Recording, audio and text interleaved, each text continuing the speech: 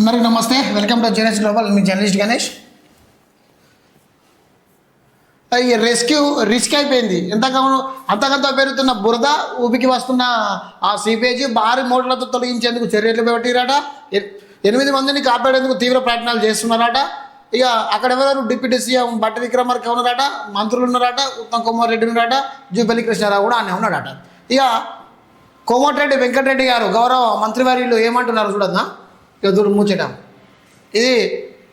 ఇక మరి అది తెలిసి అన్నట్ట, తెలియకన్నట్ట, లేకపోతే మరి అది ఏ రకంగా అన్నాడో అర్థమవుతలేదు. కానీ సరే తెలుతా ఉన్నా కానీ అంత ఇంత న్యాయం. ఆయన కూడా ఇంజనీరింగ్ చదివిండు కదా. సో మరి ఇంజనీరింగ్ చదివింది కాబట్టి ఆయనతో ఇంత మరి తెలిసే ఉంటుంది కదా. పొక్కలు తోలుడు, దాన్ని ప్లాస్టింగ్ ఎలా చేసుడు, ప్లానింగ్ ఇట్లా గీసుడు తెలియాలి కదా. ఎంతో తెలిసే ఉంటుంది. ఒకవేళ ఇన్ కేసు మొత్తం ఫుల్ పాస్ కాకపోతే మాత్రం మొత్తం సబ్జెక్ట్ తెలియదు, కొంచెమే తెలుస్తుంది. ఇక మనోడు ఏమంటున్నాడు సారు, పెద్ద సారు,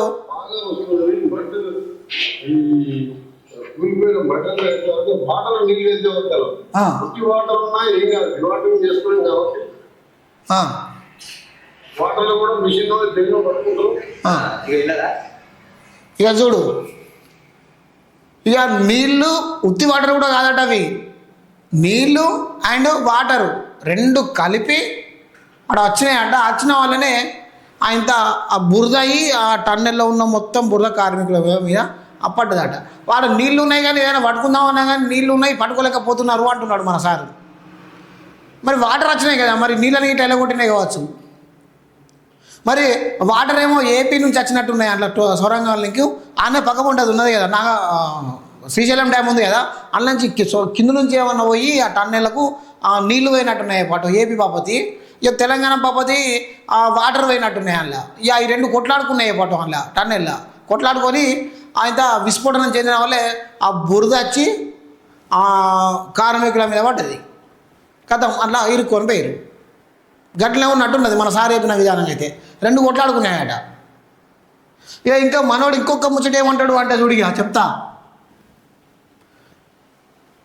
అందులో ఉన్న కార్మికుడు బిఎస్ఎన్ఎల్ సిమ్ రింగ్ అవుతుందట. మొన్న పడితే ఇప్పుడు 4 రోజులు అవుతుంది పడ్డకాడికి, అడికి 4 రోజులు అవుతుంది. బిఎస్ఎన్ఎల్ సిమ్ రింగ్ అవుతుందట. అట్లనే ఫోన్ కూడా వేసిండట. ఫోన్ కూడా వేస్తే వీళ్ళ సతీమణి గారికి ఫోన్ చేస్తే ఆ కార్మికుడు మంచిగా ఉన్నాం మేడం, మేము సార్ బాధపడకని చెప్పి అన్నాడట. ఇట్లా తయారయ్యారు. ఎంతో ఎంతో తెలుస్తుంది కావచ్చు అనుకుంటే ఇక ఇది కూడా అయితే లోకుంటే ఎట్లా సార్ జర్రా. లోపల ఉన్నది మొత్తం ఆచూకే దొరుకుతలేదు. అసలు ఉన్నరా, పోయినరా, చనిపోయిరా, బతికిరా అనే ఒక ఆనవాళ్ళు కూడా దొరుకుతలేదు. గిన్ని అనం ఏ నుంచి అయినాయి సార్?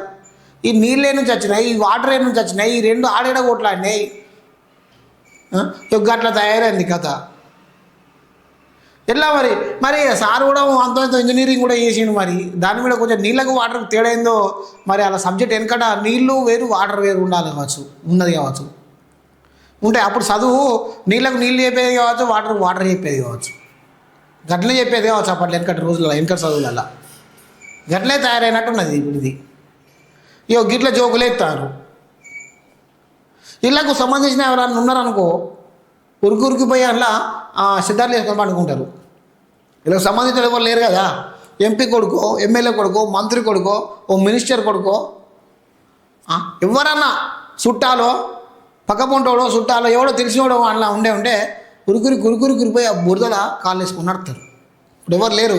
వాళ్ళు ఎక్కడి నుంచో వచ్చిన కార్మికులు కదా, రాజస్థానో, బీహారో ఎవరో ఉన్న కార్మికులు కదా. గట్లే ఉంటుంది కదా. ప్రాణం అంటే ఒక గిట్లు ఉంటుంది వీళ్ళ లెక్క. ఇగో అసలు ముచ్చట గీది.